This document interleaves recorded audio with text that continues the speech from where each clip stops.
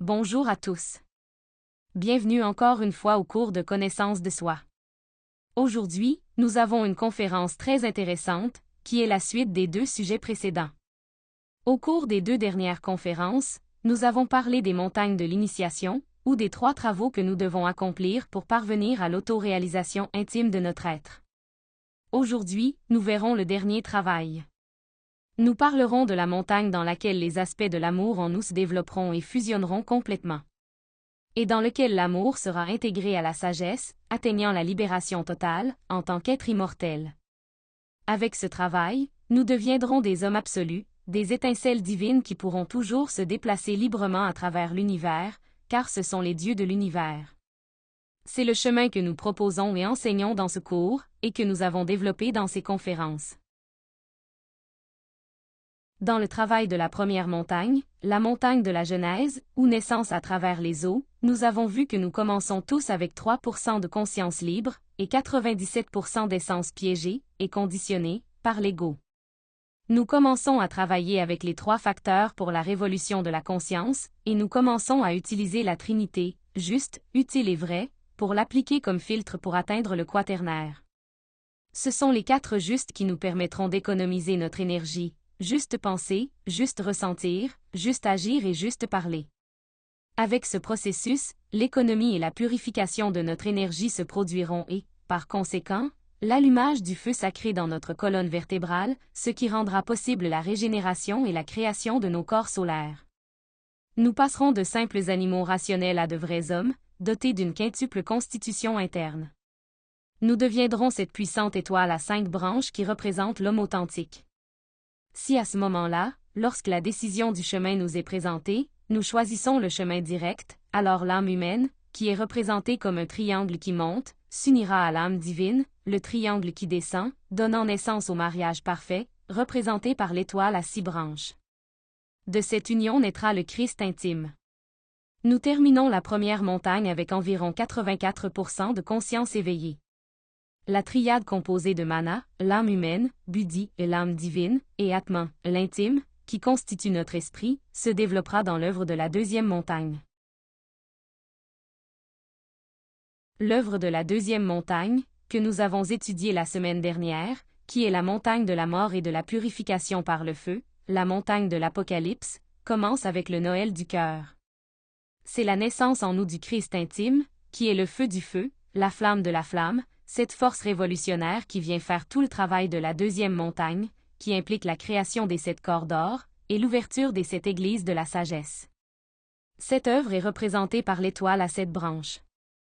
Une fois atteint le point de création du corps causal d'or, le Christ intérieur commencera à vivre intérieurement tout le processus du chemin de croix. Il doit être crucifié, il doit payer le karma dur pendant 8 ans, éliminer les 7 mois causaux, éliminant ainsi la totalité de l'ego. Et après être descendu 3 jours en enfer, qui sont les infradimensions de cette planète, pour faire ce travail d'élimination de tout son ego, il ressuscite en tant qu'être immortel, sans trace d'ego, et déjà avec 99% de conscience. Le 1% restant est la conscience cosmique, qui sera intégrée lors du travail de la 3e montagne, que nous verrons aujourd'hui. Ainsi, la 3e montagne est la mort mystique de 2 lois, pour fusionner en une seule.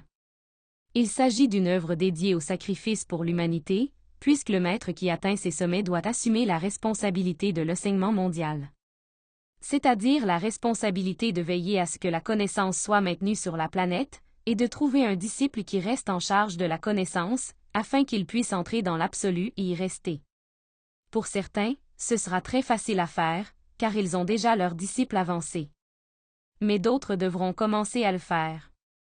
Ce travail peut durer des siècles, voire des millions d'années. La 3e montagne se fait sans le couple physique. Le mariage physique dure jusqu'à ce que la mort les sépare. Et quelle mort? La mort de l'ego tout entier. Et cela se fait lors de la finition de la 2e montagne. À la fin de la 2e montagne, après la mort de l'ego causal, nous restons convertis en homme-serpent. Ici, nous devons récupérer le pourcent restant de conscience, et commencer à créer les corps de lumière. Le serpent de feu, qui est le Christ, doit s'unir au Saint-Esprit, devenant ainsi un Elohim. dans cette montagne, le Maître est déjà un être androgyne. C'est le début de la troisième montagne. Les corps de lumière vont être créés dans cette montagne avec l'âme divine. Ces corps doivent être créés pour que le Père, qui est pure lumière, puisse entrer dans la personne. Celles-ci sont appelées les initiations de lumière. C'est déjà un initié de lumière, parce que l'ego causal est mort dans son intégralité, l'initié a dû l'éliminer à 100%. Il devient alors le Fils bien-aimé du Père, un Fils de lumière. Celui qui atteint cette christification totale devient un enfant de lumière et d'amour, car il est une force universelle et cosmique, consciente à tout moment, sans perdre son individualité. Ce sont les enfants de la lumière, ceux qui deviennent totalement christifiés, qui n'ont plus aucune tâche à l'intérieur ou à l'extérieur, pas même l'ombre de l'ego.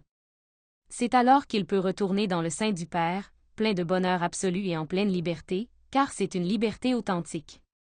Il atteint l'immortalité, où il peut conserver ses véhicules sans être soumis aux lois ni au temps. C'est pourquoi Jésus a son corps physique avec tous les corps existentiels de l'être hors du temps. Ces corps n'ont rien à voir avec le temps car ils seront toujours jeunes, et comme il veut les transformer, car il a le pouvoir d'ubiquité. C'est pourquoi le symbole du grand sépulcre est le symbole de la grande croix, avec sa couronne pleine de pierres précieuses vivantes, qui est le point culminant total de la troisième montagne. Le symbole du sépulcre, ou du cercueil, est celui de la mort que l'initié doit passer, pour ensuite se crucifier comme un Christ et revêtir la grande couronne, qui symbolise la couronne du roi des rois. Le symbole de la tombe est le symbole du moment où les deux forces meurent, pour naître comme unité. À ce stade, c'est encore une trinité, et en tant que trinité, on ne peut pas entrer dans l'absolu. Ensuite, après que le Christ a fusionné avec le Saint-Esprit, qui sont deux des trois aspects de l'amour, ou Dieu-Mère, le troisième aspect de la Mère doit fusionner, qui est le Lucifer, l'entraîneur psychologique. Le serpent doit s'enrouler pour former le haut de l'Esprit, ou Dieu la Mère. Le Christ bat le dragon, Lucifer, dans toutes les tentations et fusionne avec lui. Puisque le Christ a déjà éliminé l'ego causal, Lucifer n'a plus personne à tenter.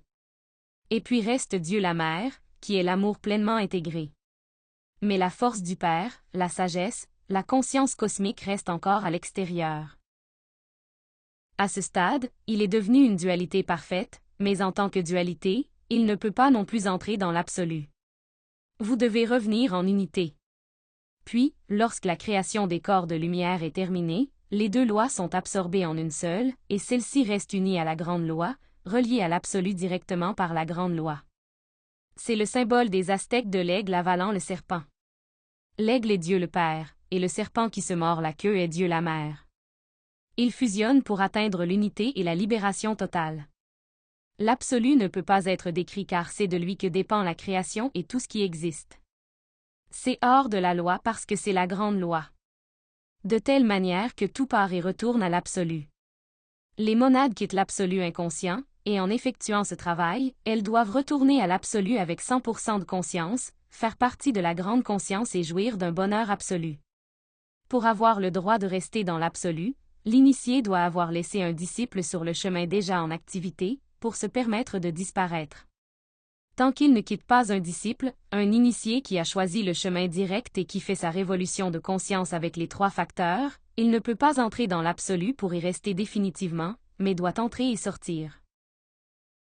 C'était la conférence d'aujourd'hui. Les maîtres ne nous donnent pas plus de détails à ce sujet, car le disciple doit découvrir par lui-même les triomphes, les paiements et tout ce que les hiérarchies conscientes vont lui donner pour ses grands sacrifices. Ici vous pouvez voir une synthèse des trois montagnes. Sur la première montagne, nous allons sortir de l'état déchu, en créant les corps solaires physiques, vital, astral, mental et causal, pour parvenir à une âme humaine. Sur la deuxième montagne, la triade secondaire, également connue sous le nom d'esprit, se développera. Cette triade est mana, buddhi et atman, ou les corps causal, bouddhiques et atmiques, qui sont aussi notre âme humaine, notre âme divine, et notre principe christique. Sur la troisième montagne aura lieu l'intégration de la triade primaire, c'est-à-dire la force du Saint-Esprit, du Fils et du Père, pour devenir un homme absolu. Ces 10 aspects que vous pouvez voir ici sont les mêmes séphiros de la Kabbale, ou les 10 parties conscientes qui composent notre être, et que nous intégrerons avec un travail intérieur. Lors de la prochaine conférence, nous étudierons un sujet très intéressant intitulé « 4 classes de Anasmusen ». Là, nous comprendrons ce qu'est un Anasmusen, et nous parlerons de la nécessité de cesser d'avoir un double centre de gravité, et de nous définir sur ce chemin. Ne manquez pas ce sujet intéressant.